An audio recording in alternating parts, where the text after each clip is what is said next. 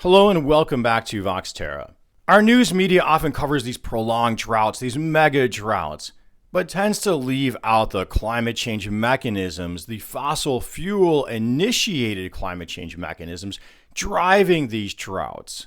And you know what I think the two reasons for that are: the connections between the media and the fossil fuel petrochemical industries, as well as the fact that science and scientists are trained to think in terms of probability. So it's tough to get good, punchy sound bites out of them. So let's show those probabilities in a straightforward fashion, starting with an article from Yale Climate Connections. Climate Change and Droughts, What's the Connection? By Tiffany Means, August 18th, 2021. Here she starts by defining climate change, namely rising average temperatures driven by human-generated emissions of heat-trapping greenhouse gases. So yes, the Earth is hotter, according to NASA, nearly 2 Fahrenheit since the beginning of the era of fossil fuel burning, the Industrial Revolution. Back to Yale, warmer temperatures lead to drying. Water generally evaporates quicker at hotter temperatures. High air temperatures pull liquid water from the soils and plant leaves. Transpiration, how climate change can affect that. Now, just citing to NASA for background, plants release moisture to cool themselves and cool the area. But plants can become overwhelmed by too much heat, just giving up all of their moisture and dying. After that happens, there's little moisture left now in the plants or the soil for the heat to pull out and cool. So now that area becomes hotter. It's a feedback loop. And while the soil becomes drier, overall the Earth itself, the atmosphere, has more moisture in it overall, not necessarily regionally though. Now that moisture atmosphere creates a flip side, which means heavier downpours. But that doesn't mean everything just balances out and it's all groovy again. Citing the EPA, rising temperatures increase evaporation, which dries the soil and decreases the amount of rain that runs off into rivers and the amount of water that recharges underground aquifers. So even in areas that experience increased heavy rainfall, droughts are likely to become more severe. Another factor is the declining snowpacks.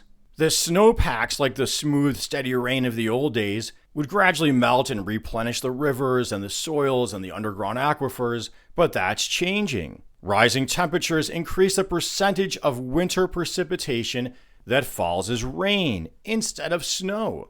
We now have more rain, less snow. Winters are shorter, so now there's just less time for snow to fall. And the earlier onsets of spring means that snowmelt occurs sooner and faster. So that rapid melting in a shorter time span shortens the time period that the soils and the plants are kept moist.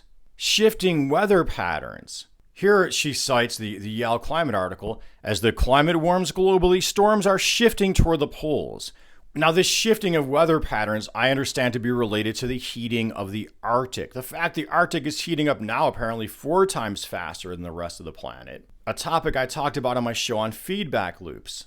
So that heating Arctic is ruining the temperature differential between the poles and the equator, which is what all of these air circulation like the jet stream as well as oceanic water circulations are dependent on. That push and pull from cold pole to warmer equator. So in the case of the jet stream, it's generally getting more wobbly and sluggish. The wobbly function is what explains some of these what we could call freakish weather conditions.